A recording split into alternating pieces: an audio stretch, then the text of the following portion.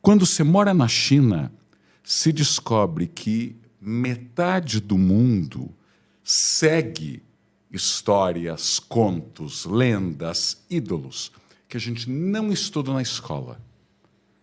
Então, eles não fazem a menor ideia quem foram os Beatles, Napoleão Bonaparte, Cristo. Lembro, vários chineses me perguntavam o que é Virgem Maria? Numa boa, né? Eles veem um ocidental e querem tirar suas dúvidas. E nós não sabemos quase nada da cultura deles. E como este século, eu acredito que vai ser um século bem mais asiático e bem mais do Oceano Pacífico que o século XX, que foi atlântico e ocidental, então o meu cérebro foi colocado numa esteira, ou num escalador, punk, aqueles de academia. Então o cérebro começa a ter aí neurônios muito mais elásticos, porque você se abre, você derruba 1000 preconceitos e você volta mais otimista para o Brasil. Porque nós temos uma atitude, e acho que até alguns jogadores da nossa seleção tiveram, de nada será como antes, nunca mais teremos um Garrincha e um Pelé, etc.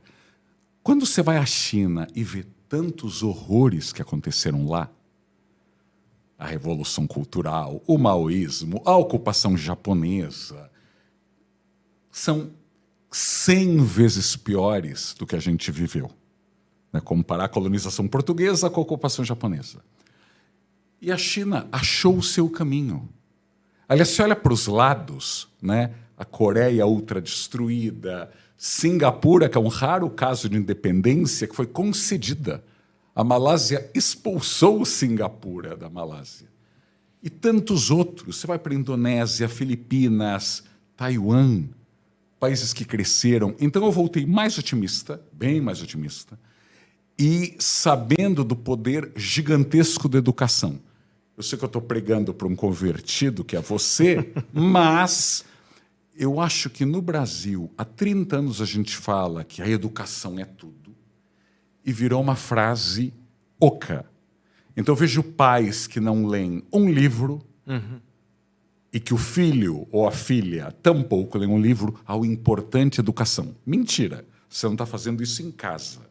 Ou empresas ou políticos que se calam sobre as necessidades de avaliação de resultado, avaliação de performance de professores, avaliação de performance de escolas e de diretores, porque não querem brigar com o sindicato A, com o partido B, com o empresário Y.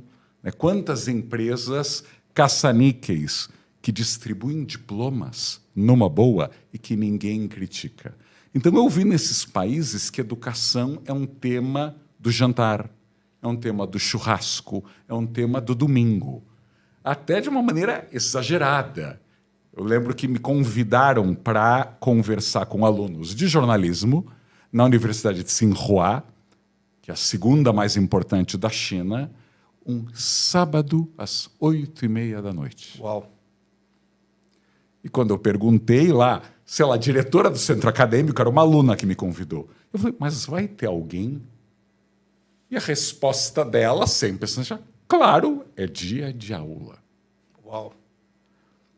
Então, aos poucos, você vai percebendo que, mesmo sendo uma ditadura comunista, etc. e tal, os alunos corriam atrás. Eu lembro as caixas do supermercado que eu frequentava em Pequim, quando elas me viam na fila. E eu, como Arthur, vocês não têm ideia, mas a gente tem um pouquinho, alguns centímetros a mais que a média. Então, eu era um ocidental, um pouco mais alto, que me destacava na fila dos chineses. E as caixas do supermercado sempre tinham uma apostila de inglês para treinar comigo. Uau, incrível. E elas pediam, posso praticar? E se os chineses na fila adorando, ou seja, os chineses de classe alta, vendo que a caixa, o governo não mandou ela treinar inglês. Ela quer outras oportunidades. Então, acho que quando você passa uma semana fora, ou quando você passa 3 anos fora, se você está com olhos e ouvidos muito abertos, você absorve.